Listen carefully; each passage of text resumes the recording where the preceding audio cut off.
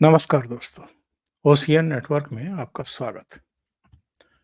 सोमवार 11 मार्च को सीएए लागू कर दिया गया, अधिसूचना जारी हो गई और कुछ ही दिन पहले एक टेलीविजन चैनल से बातचीत करते हुए गृह मंत्री अमित शाह ने इसके संकेत दे दिए थे, बल्कि दावा कर दिया था कि इसी लोकसभा चुनाव से पहले सीएए लागू हो जाएगा और ये देश का कानून है।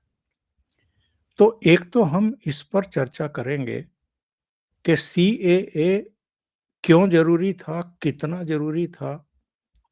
अब इसको अगर लागू कर दिया गया है, तो जो अतीत में घटनाएँ हुई थी जब इसको पास किया गया था, शाहीन बाग से लेकर के और तमाम दूसरे हिस्सों में और कई जगह तो हिंसक प्रदर्शन हुए थे। तो अब इसको ज़मीन पर उतारना क्या आसान होगा?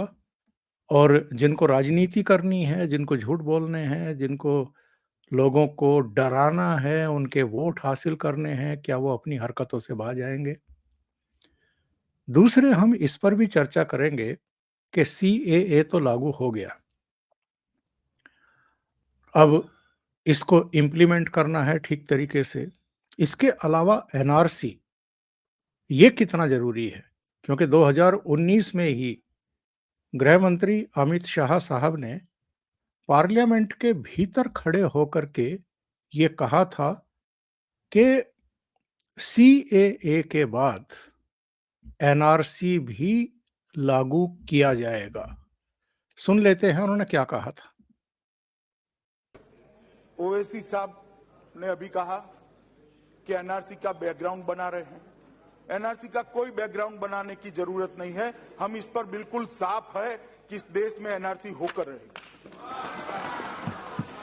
कोई बैकग्राउंड बनाने की जरूरत नहीं। बैकग्राउंड है ही हमारा घोषणा पत्र ही बैकग्राउंड। यानी सीएए तो वो लागू कर चुके हैं और एनआरसी की तैयारी है। इसके अलावा कॉमन सिविल कोड, जिसकी मांग होती रही है कि कॉमन सिविल कोड भी इस देश में लागू होना चाहिए।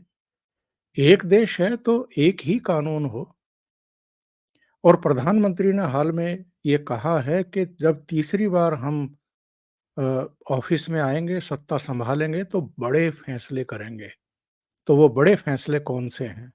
और इन 3 के अलावा यानी सीएए, एनआरसी और कॉमन सिविल कोड, इनके अलावा भी कौन-कौन सी ऐसी व्यवस्थाएँ करने की ज़रूरत है कि हमारा देश आंतरिक तौर पर भी सुरक्षित हो जाए।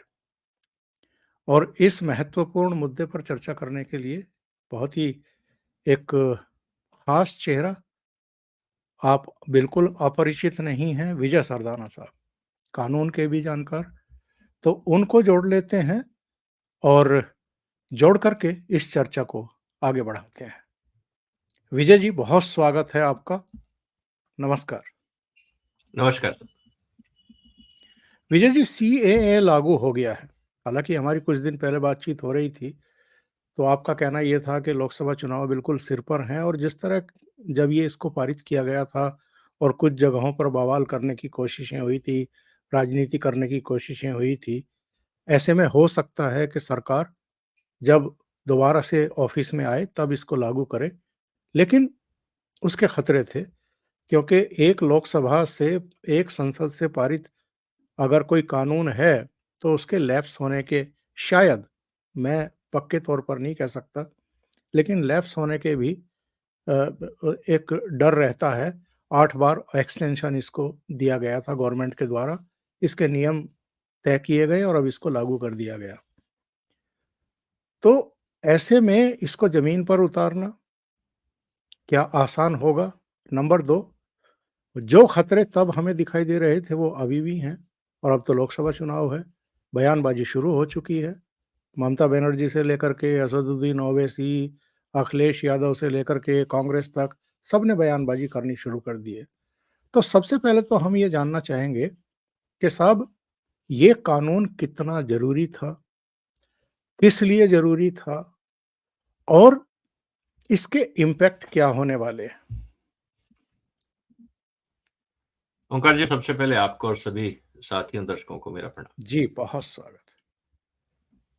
सर देखिए, जहाँ तक बात है सीएए के जो आज रूल्स को नोटिफाई किया गया है, रेगुलेशंस को, वो बेसिकली जो कानून के तहत किन लोगों को अप्लाई करना है, कैसे करना है, वो जो भी फॉर्मेलिटीज हैं कि अगर मान लीजिए आप माइग्रेंट हैं और अब आपको पता नहीं कहाँ अप्लाई करना है, कैसे करना है, क्या डॉक्यूमेंट्री प्रूफ देने हैं, क्या-क्या सपोर्टिंग डॉक्यूमेंट देने हैं, विटनेसेस जो भी है।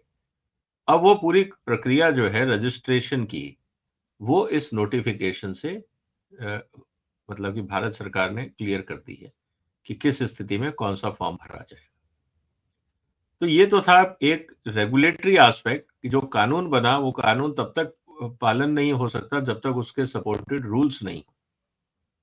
और कानून भी 1.5-2 पेज का कानून है, बेसिकली वो सिटीजंस एक्ट का अमेंडमेंट है और उसके अंदर फिर ये करीब 39 पेज का जो नोटिफिकेशन है ये वो है। अब इसका असर क्या पड़ेगा सर? असर भारत के किसी नागरिक पे नहीं पड़ने वाला। अगर मैं डायरेक्ट अगर ये बात कहूं कि सीएए का असर क्या भारत के किसी नागरिक पे पड़ेगा? नहीं पड़ेगा, क्योंकि इसमें जो रूल्स हैं वो सिर्फ उन लोगों के लिए हैं जो सताए हुए लोग हैं और उन राज्यों, उन देशों से आए हैं जहां पे माइनॉरिटीज का रेस्पेक्ट नहीं किया जाता, और वो माइनॉरिटीज हैं 6। जो दर्शक देख रहे हैं इसका पूरा डिटेल विस्तार से मैंने अपने चैनल पे एक एनालिसिस किया है, तो जो डिटेल में देखना चाहे वहां जा सकते हैं। मैं सिर्फ इतना बताना चाहूंगा कि जो 6 कम्युनिटीज हैं जो नेबरिंग स्टेट्स में हैं, नेबरिंग कंट्रीज में हैं, जैसे हिंदू, आपका बौद्धिस्ट, जैन, क्रिश्चियंस, पारसीज, ये जो सब कम्युनिटीज हैं, इन लोगों को जब वहां पे सताया गया, अब क्यों सताया गया, ये और कॉन्सेप्ट सिख। बहुत वही जी, और सिख, ये 6 जी। लोगों को जब वहां सताया गया, तो ये वही सिस्टम था जो औरंगजेब के टाइम पे चल रहा था कि हम आपको कन्वर्जन करवाएंगे, हम आपको आपकी मान्यताओं के हिसाब से नहीं रहने देंगे। और यही कारण है कि पाकिस्तान में जब भारत पाकिस्तान अलग हुए तो उस समय वहां करीब 22 से 24% आबादी हिंदुओं की हुआ करती थी। आज घट के वो 1.5% रह गई। अब सवाल ये है कि वो सारे हिंदू गए कहां? मार दिए गए या उनको कन्वर्ट कर दिया गया? इसका मतलब ये है कि पाकिस्तान, बांग्लादेश और अफगानिस्तान, ये तीनों अपने आप को इस्लामिक देश बोलते हैं ऑफिशियली। उनके अपने कॉन्स्टिट्यूशन में है कि वी आर इस्लामिक कंट्रीज। अच्छी बात है, लेकिन क्या इस्लामिक कंट्रीज में माइनॉरिटीज के लिए कोई जगह नहीं है? सवाल इस बात को लेके है। अगर वहां पे कोई जगह नहीं है तो जो इन 6 धर्मों के लोग थे जो वहां प्रताड़ित थे, उनको कोई वहां प्रोटेक्शन नहीं था, ना स्टेट की तरफ से ना पुलिस की तरफ से, वो जब लोग दौड़ के भारत आए अपनी जान बचाने के लिए, इज्जत बचाने के लिए, तो अभी वो शरणार्थी के रूप में रह रहे थे, दयनीय स्थिति में रह रहे थे, क्योंकि भारत सरकार चाह के भी हेल्प नहीं कर सकती थी, क्योंकि वो भारत के नागरिक नहीं है। जो राइट्स उनको मिलने चाहिए थे, जो उनके बच्चों को पढ़ाई और शिक्षा का साधन मिलना चाहिए था, रोजगार के अवसर मिलने चाहिए थे, वो उनको कुछ नहीं मिलेगा, क्योंकि वो भारत के नागरिक नहीं। इस अमानवीय स्थिति को रोकने के लिए, और गलती उनकी क्या थी? उनकी गलती सिर्फ इतनी थी कि वो इस्लाम को अपनाना नहीं चाहते थे, वो अपने धर्म को, अपनी संस्कृति को, अपने रीति रिवाजों को बचा के रखना चाहते थे। बस यही उनका कसूर था।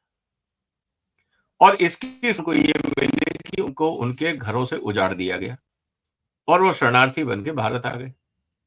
अब भारत आने के 2 तरीके हैं, या तो आप लीगली आइए, पासपोर्ट लेके आइए, वीसा लेके आइए और हिंदुस्तान में रह लीजिए। दूसरा तरीका ये है कि आप इलीगल रूट से आइए, क्योंकि आपके पास ना वीसा है, आप गांव में रहते हैं, पाकिस्तान बॉर्डर गांव में, आपको वहां के कुछ लोगों ने तंग किया, आपकी जमीनों पे कब्जा किया, आपकी माताओं बहनों के साथ बदतमीजियां करी, तो लोगों ने कहा जान बचेगी तो बाकी सब देख लें, तो वो भाग के बॉर्डर क्रॉस करके आ गए।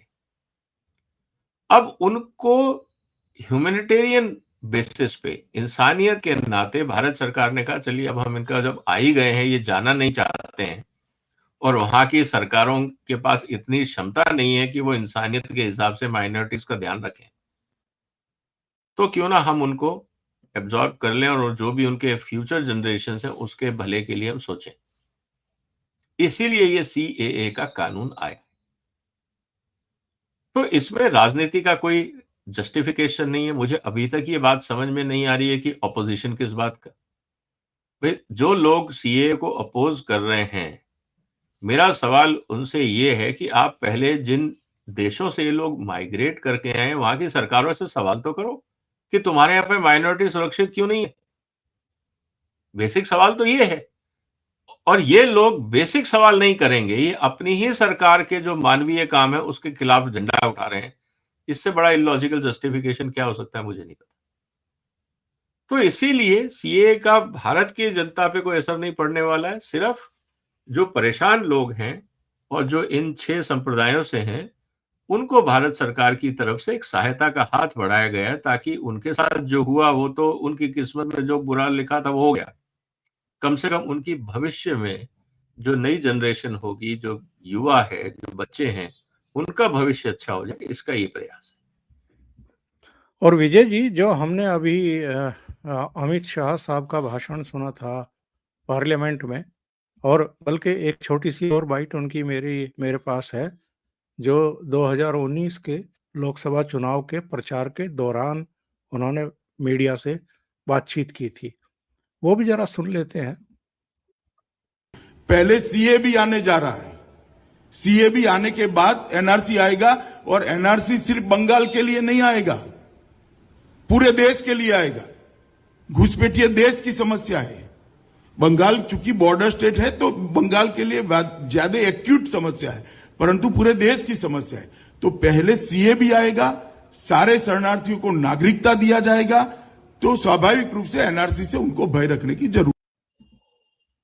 वो एनआरसी की बात कर रहे हैं, क्योंकि उस समय सीएए तो इसका कानून पारित होने के बाद नाम हुआ, पहले इसको सीएबी ही बोला जा रहा था जब तक ये पारित नहीं हुआ था।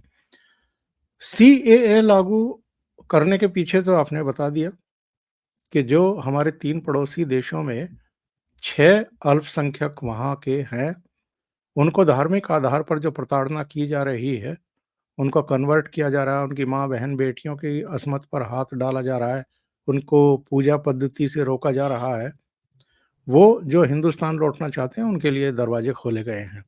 अब एनआरसी यानी जो घुसपैठ की गई है और जो करोड़ों लोग भारत पर बोझ बन गए हैं, उनकी पहचान करके उनको उनके मूल देशों में वापस भेजने की प्रक्रिया, एनआरसी कितना महत्वपूर्ण होगा और इसका भी इम्प्लीमेंटेशन जो है वो कितना चुनौतीपूर्ण होगा, क्योंकि कई राज्य सरकारें, कई राजनीतिक दल जो हैं इस पर बवाल करने वाले हैं। सर देखिए, जहां तक बात है एनआरसी की, आज हम आधार कार्ड की बात कर रहे हैं। अब आधार कार्ड एक हिसाब से एनआरसी रजिस्टर ही है कि भारत का नागरिक कौन है, उसके पास आधार कार्ड है या नहीं है। अनफॉर्चुनेटली बहुत सारे आधार कार्ड फर्जी भी इशू हो गए, किसी ने ध्यान नहीं दिया, आधार कार्ड बन गए क्योंकि उसका वेरिफिकेशन नहीं हुआ, और खासकर बॉर्डर स्टेट्स में। अब सवाल इस बात का है कि क्या सीए और एनआरसी में कोई रिलेशन है? बिल्कुल नहीं है, 2 अलग कानून है। एक नागरिकता देने का है, एक रजिस्टर बनाने का है। और ये 1951 में भारत में आखिरी बार एनआरसी का रजिस्टर बनाया भी गया था, 1951 के सेंसस के बाद। अब सवाल इस बात का है कि जब ये एनआरसी का काम होगा तो ये कहां पे और कौन लोग विरोध कर रहे हैं? सर एक बात तो आपको माननी पड़ेगी कि हिंदुस्तान में बहुत सी ऐसी अनधिकृत कॉलोनियां हैं, इलीगल सेटलमेंट्स हैं, जो इस तरह के जो शरणार्थी आए हैं, चाहे वो रोहिंग्याज हों, चाहे बांग्लादेशीज हों या बाकी लोग हों, जिनका भारत की नागरिकता से कोई लेना देना नहीं है, वो एक पेस्ट की तरह हमारे देश में घुस गए हैं। क्यों? उनको अपने देश में शायद पसंद नहीं आया, वहां की सरकार की नीतियां पसंद नहीं आई, उनको लगा कि हमारे यहाँ जो देश में जो हालात हैं वो बहुत खराब हैं, उनको लगा भारत एक बहुत अच्छा देश है, इसीलिए वो माइग्रेट करके हिंदुस्तान आ गए। लेकिन आने का कोई औचित्य नहीं था। बॉर्डर ओपन थे, सामान उठाया, बॉर्डर पार किया, देश में आ गए। और जब ये ऐसे लोग देश में आते हैं तो इनका क्योंकि कोई बेस नहीं होता, आधार नहीं होता, इनका कोई उस जमीन से जुड़ाव नहीं होता, तो ये एक हिसाब से फ्लोटिंग पॉपुलेशन है। अब फ्लोटिंग पॉपुलेशन का यूज और मिसयूज दोनों बहुत होता है।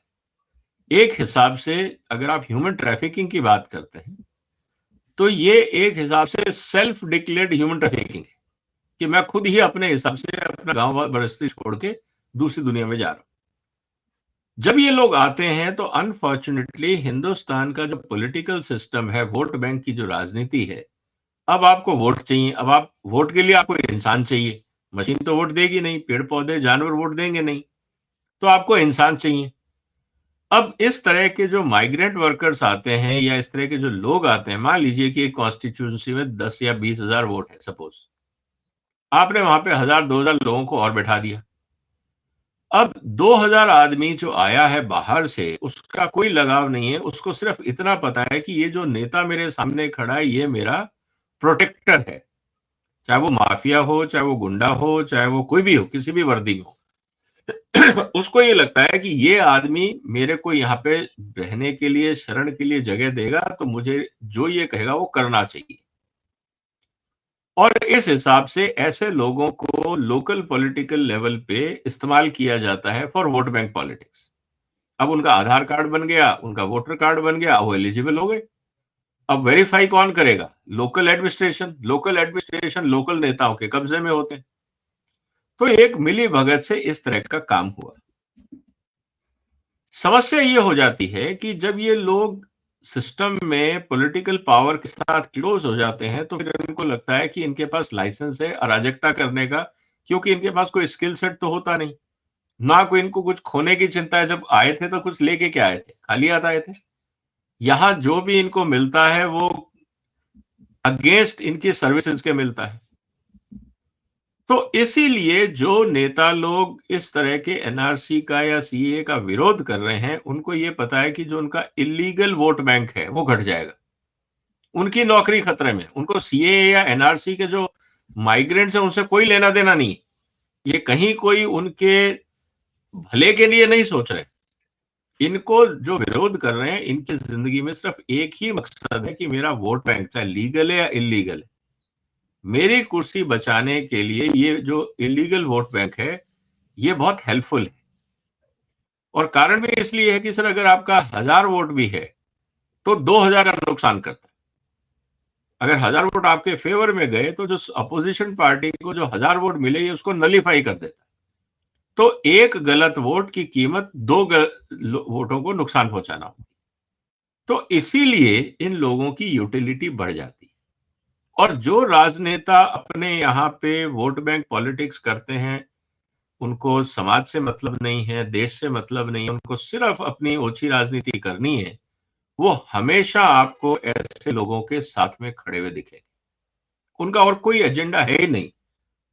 इसीलिए आप उनसे जब भी पूछें कि भाई वाई यू आर सपोर्टिंग ये जो इलीगल माइग्रेंट है, ये वापस कहाँ जाएंगे, तो भाई तुम विचलित क्यों हो? जहां आए हैं उनके देश में वापस भेज दिया जाएगा, वहां की सरकार की जिम्मेवारी है, आप क्यों विचलित हो रहे हो? लेकिन वो विचलित इसलिए होते हैं, बात करेंगे इंसानियत की, लेकिन दिल में वोट बैंक राजनीति के अलावा कुछ नहीं। बिल्कुल सही कह रहे हैं। और एनआरसी को लागू करना कितना चुनौतीपूर्ण होगा विजय जी? मुझे नहीं लगता सर ये कोई बहुत बड़ा चुनौतीपूर्ण होगा। जैसे हमारे यहाँ पे सेंसस होता है इलेक्शन का, जब हम अपनी जनगणना का काम करते हैं हर 10 साल में, मुझे लगता है ये एनआरसी रजिस्टर उस समय भरा जाएगा। और उसी के साथ साथ अब तो कंप्यूटराइज का जमाना है, आधार कार्ड आपने बना ही दिए हैं लोगों के, जहां पे भी आपके बाकी कार्ड होंगे, आधार कार्ड होगा, आपका वोटर्स कार्ड होगा, स्कूलों के सर्टिफिकेट्स होंगे, पासपोर्ट्स होंगे, कोई ना कोई आइडेंटिटी सर्टिफिकेट्स होगा, उनके साथ टैली करके और आसपास के जो नेबर्स होंगे उनसे पूछा जाएगा भाई ये कब से रह रहे हैं, क्या है, तो कोई ना कोई ऐसा एविडेंस कि ये लोग काफी समय से वहां रह रहे हैं, माइग्रेंट नहीं है या कोई अनऑथराइज लोग नहीं है, इतना ही तसल्ली करनी है डिपार्टमेंट को, और वो रजिस्टर में आपका नाम एंटर हो जाएगा जैसे वोटर लिस्ट में एंटर होता है। प्रॉब्लम उन लोगों के पास है जो लोग अनधिकृत रूप से आए हैं, झुग्गी झोपड़ियों में रह रहे हैं, जो इनका पता नहीं कहां से आए हैं, किधर हैं, कब कहां थे, उनके लिए मुश्किल। और वो मुश्किल इसलिए है क्योंकि वो वास्तव में ही इलीगल माइग्रेंट है। अब उनसे पूछा जाएगा आपने 10वीं का सर्टिफिकेट दिखाओ, अगर आपने स्कूल में पढ़ाई की तो इंडिया का तो मिलेगा नहीं, उनको बांग्लादेश, पाकिस्तान या अफगानिस्तान या कहीं म्यांमार का दिखेगा। तो समस्या उन लोगों की है। इसीलिए आपको याद होगा जब प्रोटेस्ट हो रहा था तो ये लोग हम कहते थे हम कागज नहीं दिखाएंगे। अरे भाई है तो दिखा दो ना, प्रॉब्लम क्या है? नहीं हम कागज नहीं दिखाएंगे, इसका मतलब तुम्हारे पास है ही नहीं। ये सब नाटकबाजी इसीलिए हुई। लेकिन जब इनको प्रधानमंत्री राहत कोष से या केजरीवाल साहब 1000 रुपए महीना देंगे, सब लेके पहुंच जाएंगे, ओके देखिए मैं भी दिल्ली का रेजिडेंट हूं और मैं इतने समय से रह रहा हूं, मेरी उम्र इतनी है, मेरा एड्रेस ये है। जब पैसा लेना होगा, भारत सरकार की पॉलिसीज का फायदा उठाना होगा, सब कागज लेके लाइन में लग जाएंगे। लेकिन जब देश हित की बात होगी तब ये आंदोलन करेंगे कि हम कागज नहीं दिखाएंगे। तो ये सब राजनीति है सर, इससे कोई फर्क नहीं पड़ता। अच्छा, कॉमन सिविल कोड की भी लंबे समय से चर्चा चली आ रही है और भारतीय जनता पार्टी के जो 3 प्रमुख वादे रहे हैं वर्षों से, लगभग उनके हर संकल्प पत्र में, हर घोषणा पत्र में ये होता था कि कश्मीर से 370 हटाएंगे, भव्य राम मंदिर बनाएंगे और कॉमन सिविल कोड लाएंगे। अब 2 काम तो हो गए। 5 अगस्त 2019 को जम्मू कश्मीर से 370 लिफ्ट हो चुका है। अब वहाँ की जो आबो हवा है वो हमने देखी है, किस तरीके से लाल चौक तिरंगे से नहाया हुआ है और अभी बड़ी कामयाब रैली श्रीनगर के बख्शी स्टेडियम में नरेंद्र मोदी की हुई है।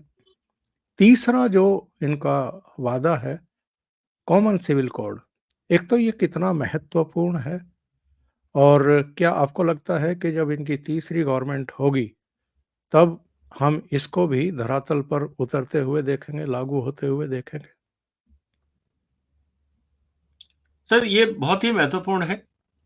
ये तो इनफैक्ट कॉन्स्टिट्यूशन में लिखा हुआ है कि India should move towards uniform civil code. In fact supreme court के कई बार स्ट्रिक्चर आए कि भारत सरकार इसका प्रयास कर रही है।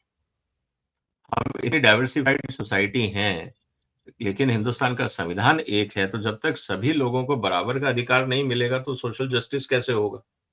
इसको लेकर सुप्रीम कोर्ट ने बहुत सारी टिप्पणियां की हैं। इस पे भी मैंने एक वीडियो बनाया और इनफैक्ट बहुत पॉपुलर मेरा वीडियो है यूसीसी को लेके, उसमें 9 लाख से ज्यादा व्यूअरशिप है। तो उसमें मेरा ये कहना है सर कि इस समय सरकार ने अपना काम शुरू कर दिया है। उदाहरण के लिए उत्तराखंड में ऑलरेडी यूसीसी लागू हो गया और उसका कहीं शुरू में जब लागू हुआ तब कुछ पार्टियों ने हंगामा किया, लेकिन हंगामा नहीं है। लोगों ने पढ़ लिया, समझ लिया, उसमें लोगों को लगा कि अब कोई इसमें ऐसी बात नहीं है। उसको भी हमने डिटेल में एनालिसिस किया था और वहां पे कोई भी ऐसा कंट्रोवर्शियल स्टेप नहीं है जिसके कारण किसी को ऐतराज हो। अगर आप किसी को हक दिला रहे हो तो आपको क्यों ऐतराज होगा? महिलाओं को सम्मान दिला रहे हो तो क्यों ऐतराज होगा?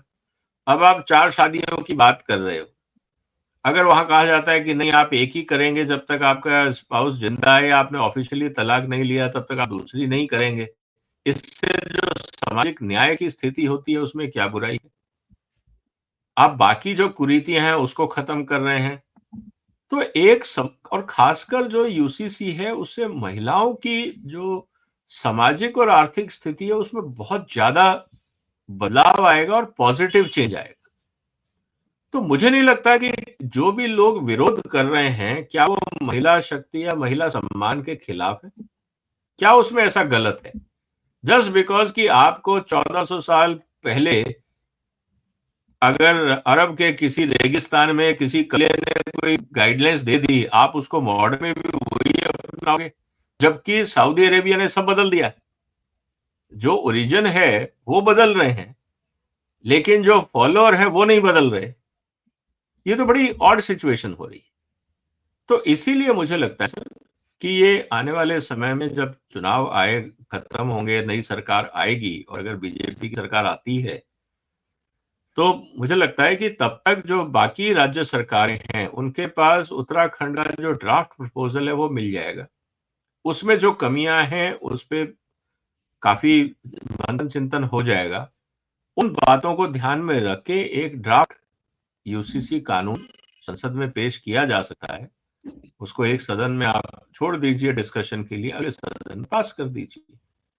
लेकिन मुझे लगता है कि वो काम अब आसान इसलिए होगा क्योंकि उत्तराखंड का जो कानून है वो इंटरनेट पे है, सबने देखा है और किसी को ऐतराज नहीं। सिर्फ उन्हीं लोगों को ऐतराज है जो नहीं चाहते कि महिलाओं को आत्मसम्मान मिले, उनकी समाज में स्थिति सुधरे। उन लोगों को अगर आप छोड़ दीजिए, बाकी मुझे नहीं लगता किसी को ऐतराज है। तो जब उनको जी, ऐतराज जी। नहीं है और उसी को आपको एक्सटेंड करना है, जैसे अभी बात कर रहे थे एनआरसी की, आसाम में लागू है, अब इसको हमें पूरे देश में लागू करना है। इसी तरह से अब यूसीसी उत्तराखंड में लागू है, उसको पूरे देश में करना है। मुझे नहीं लगता सर, जो राइट माइंडेड लोग होंगे, जो राष्ट्र हित में सोचते होंगे, महिलाओं के उत्थान की बात करते होंगे, उनमें से किसी को ऐतराज होगा। बाकी राजनीति है, शोर मचाना है, इलॉजिकल बातों पे भी लोग शोर मचाते हैं, तो ठीक है, क्या फर्क पड़ता है।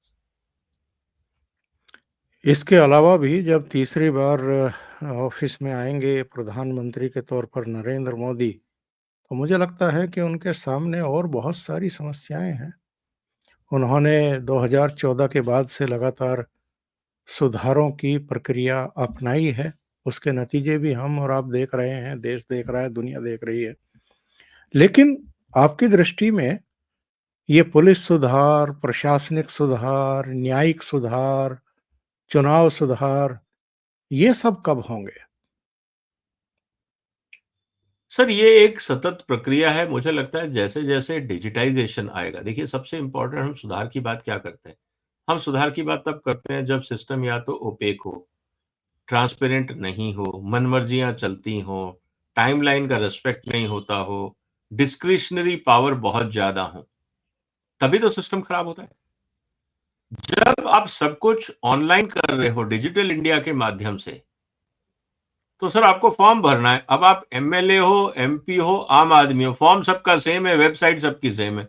अब वीआईपी कल्चर लेके करोगे क्या? लगना तो अब आज की तारीख में सर, अगर किसी को रेलवे की टिकट बुक करनी है तो वो क्या करता है? आईआरसीटीसी की वेबसाइट पे जाके बुक करता है ना। ठीक है, आप अगर एमपी एमएलए हैं तो आपका एक कोटा है, वो उसमें आपको सुविधा मिल जाती है। लेकिन आज आप किसी समाज में कोई आप लोअर स्टेटस है या हायर स्टेटस है, रिजर्वेशन काउंटर तो सेम हो गया ना सर। इंटरनेट पे गरीब आदमी भी बुकिंग कर रहा है, अमीर आदमी भी कर रहा है।